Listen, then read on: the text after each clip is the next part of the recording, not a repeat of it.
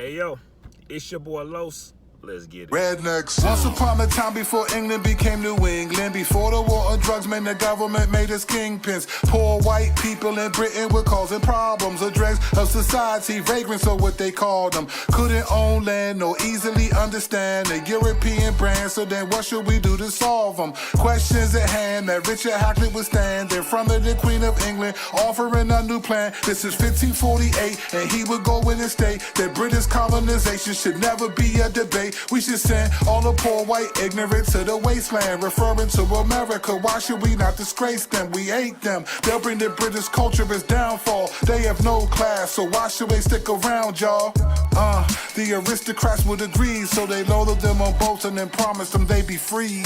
Well, I think one of the things we forget is that for half of our history, we were an agrarian nation. So white trash really comes out of notions of rural poverty. And it goes all the way back to British ideas because... Rednecks. All right, so we're talking this afternoon about Curt Kennedy's latest album, Philosophy.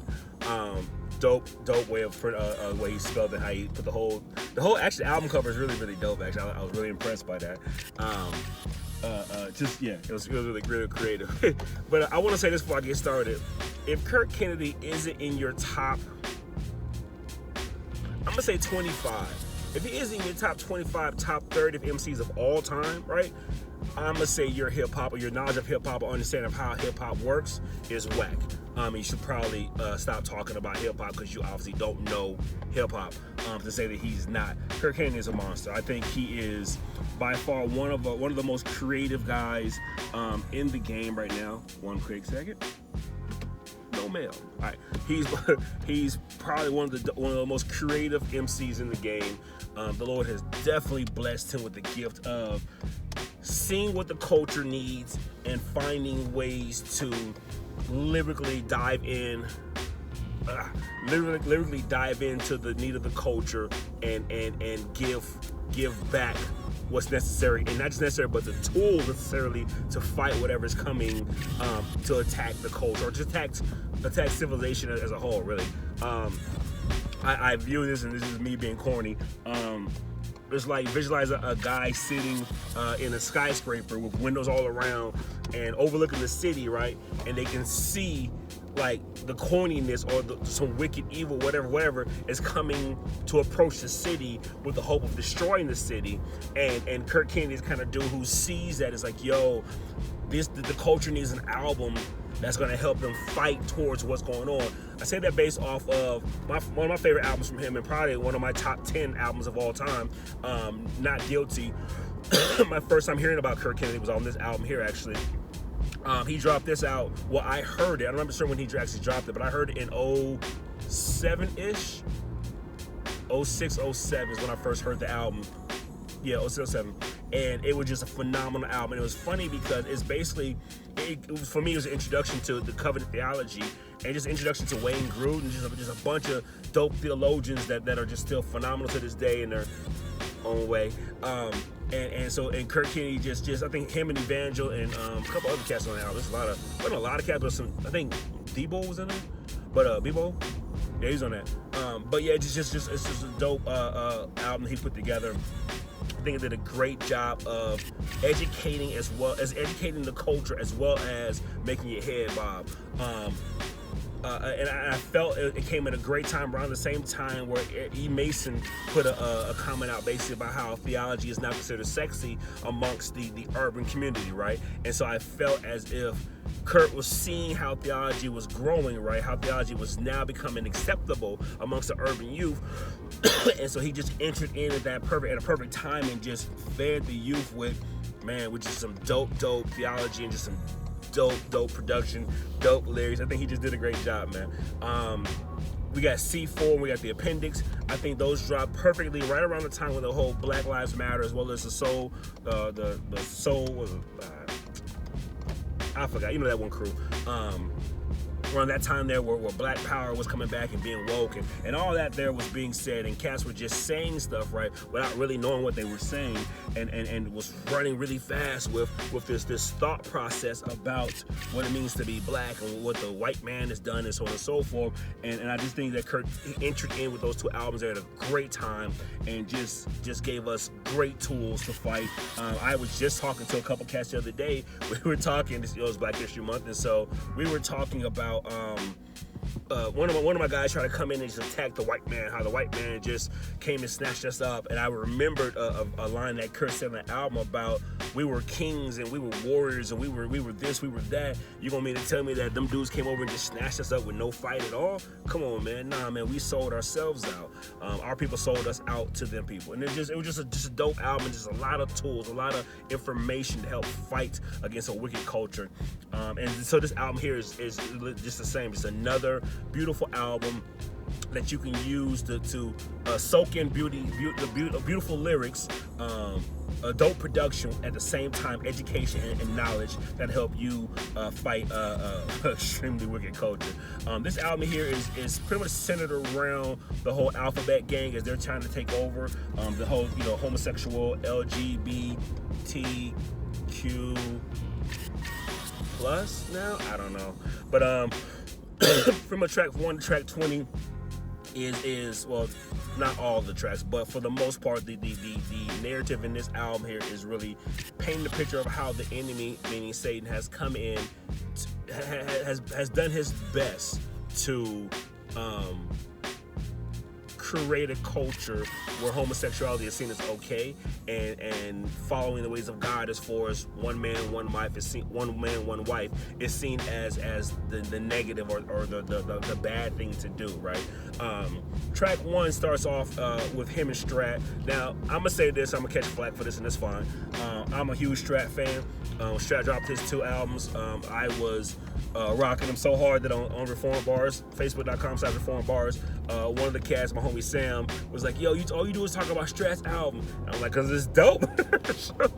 Strat is a dope MC, man. I rock with Strat a lot. Like, if he featured on a song, he caught flack. I caught flack for what I said about his last album, some things I said about his last album. I don't think he liked it, but overall, I loved his last album.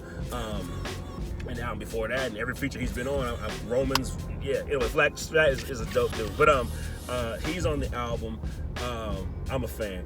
And I've already said Curt, he's dope. But I'm gonna be honest and say that I don't think that song was a dope introduction to whatever it is they have coming out. I believe the impression I'm getting is they got a compilation album coming out, just them two, which is fine. That's dope. I'm looking forward to it. But I don't think that song there was a great introduction. It didn't get my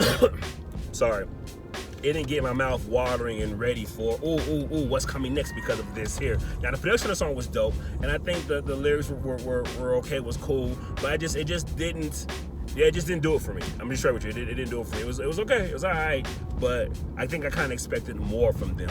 And I'll be straight with you. I feel like the production was so dope that they could have came harder with lyrically to match the production. That's just me. It's a dope, cool song. It's an alright song, but it just wasn't what I expected from them. But pretty much after that, throughout the album, we hear Curt does just an amazing job of attacking the narrative that's being painted today or being told today about homosexuality. There's, like I said, 20 songs, and I think personally, my favorite is Rights. And I've been trying to figure out what this song actually means, but INFI, it's a ChickfilA joint. I'll put it right here. But those 2 songs there, to me, I think are just phenomenal. And I think a lot of it has to do because, well, for me, it's phenomenal because of how I, in my day-to-day in conversations with people, how I can use those songs there to fight in conversations, give me the ammunition needed to fight in conversations. Rights is basically, but it's talking about how you hear a lot of people in the homosexual community say that as blacks, we should unify with them because their fight the same as our fight, ours, our ancestors, our fight, how they fought for civil rights and fought for unity and how to be accepted. That's what they're doing, and so we should align with them. But Curt does a great job of saying pretty much, no, we fought so that the water hose get turned off of us. Turn the water daughter off. You know what I'm saying? Remove that dog from me. Let me be seen as more of 100% of a man, not just, was it 2/3 of a man? 2/3 of a man. Let me be seen as equal with you. As a white man. Let me have the same kind of job you have. Let me be able to drink from the same water fountain as you. They're fighting, as Curt said beautifully, you're just fighting for the right to be able to kiss another man. You know what I'm saying? Or a woman kiss another woman. You know what I'm saying? That's what you're fighting for. It's two different fights. And I think he did a great job of explaining that, man. I think he just did a dope job of separating the two. And just basically just saying, yo, yeah, you're fighting for something, but it's not the same as our fight. So please don't align yourselves with us that's saying we got to unite with you when it's not the same. The other song, like I said, the ChickfilA joint, that to me was just dope, man. Just dope. Because he brought up, it was kind of a slap in the face, which I also liked. Basically, there's a guy in Asian, there's a guy in China. The first verse Asia, second verse China, and the guy, both of them were just saying, yo, our brothers and sisters in America, we hear y'all pain, we hear that Chick-fil-A is wild, and we hear that Hallmark is wild, and man, we're praying for y'all, we're interceding for y'all, we're praying on y'all behalf that God will give y'all a peace and give y'all freedom in what you're going through. By the way, though, my sister got raped for not turning Muslim, and that she got okayed from the top, right? And then, oh, by the way, you know, we're dying over here in China, you know what I'm saying, for our faith, and you know what I'm saying, or whatever like that. But man, hey, y'all got that Chick-fil-A problem. You know what I'm saying? We praying for y'all. Whew, we on our knees day in and day out, fasting for y'all.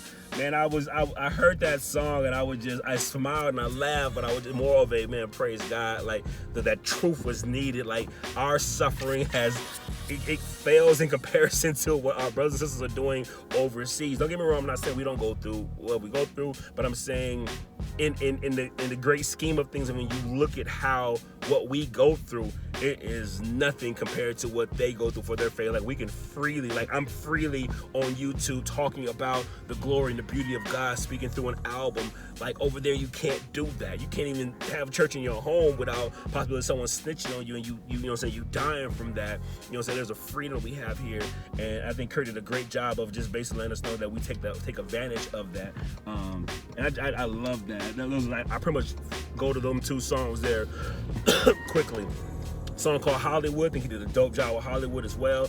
Just talking about the wickedness and the evilness of Hollywood, of how there's just, you know, you hear stories about the Illuminati, you hear about people sacrificing or whatever. But I think that, and I'm not saying that's exactly where Curt was going with this, but I think he did a good job of just saying pretty much Hollywood in and of itself is wicked. Now, that's not saying that we as believers can't infect Hollywood. Not saying we as believers can't get some solid Christian brothers and sisters who love God wholeheartedly and you know, be directors, producers, or actors, whatever, and stand firm on the beautiful God is. I'm not saying we can't do that. I'm not saying that Curt is not saying we can't do that, but I'm just saying the Hollywood as a whole is wicked, and I just loved how he painted that picture. Obama Nation was a dope one as well. It's funny, right? He brought up how, and this is just truth, man, how many African Americans automatically voted for Democrat, and we automatically voted for Obama because he was black, and we was like, yo, this is what it is. But not knowing, and many Christians as well ran towards Obama in support of him, not being aware of the fact of what was underneath. And he came out, yeah, I'm Christian and I'm against abortion. And I remember, it's funny, I remember the interview that actually happened with Obama, where he was being interviewed and he had a hard stance against abortion. Abortion is wrong. I don't think he said sin, but he said it was wrong, and it's something, it's unconstitutional, and we shouldn't do that, blah, blah, blah. But then I remember a reporter asking him, I remember watching his face, his demeanor. He asked the question, if your daughter was raped, would you not abort the baby? And I remember it was 2007 when I saw that. Was it 8? I don't remember. I remember laying on my couch, Columbus, Georgia, and I remember saying, oh no, right? And his whole demeanor changed, and from that moment there, he then took a quick turn from against abortion to pro-abortion, and Curt does a good job of discussing that, and just pretty much he says that Obama introduced us to Satan, or welcomed us to Satan. And I'm not sure if I agree with that part there, but I definitely agree with the wickedness in which Obama walked in. I didn't vote for the man neither time. Not a fan of him. I get flack for this. I love how he loves his wife. I love how he loves his kids. You know, so I think he does a great job of displaying that for African Americans, the beauty of having one wife and loving her wholeheartedly, and the beauty of being there for your kids and making sure to help them grow and learn and whatever. So I praise God for him for that. But I definitely don't walk with him in his stance on anything else, actually. But that part was dope. Well, the weed part I think was kind of dope too. But you get my point. Overall, I think he did a great job with that song in Hollywood. I like the sample, the Hollywood sample. It's honestly just an album. It's just a really dope album. Like I said, it's a dope album to help you in the midst of your conversation. And these are dope conversations that we're having now. Like, I think many of us can say, I mean, you can hear this album. I think many of you can say, I've heard this album, and yep, I had that conversation with a dude before, or a female before. Yep, matter of fact, I wish I had this album here when I was talking to so-and-so back when, right? Because, man, the tools he gave me in this album here, I can definitely use for that conversation or the next conversation. I think that's dope of an MC who can prepare you for a battle, for wars. And I appreciate him for that on this album, man. I just think he just did a phenomenal job. My couple flacks that I have is pretty much more so pet peeves as opposed to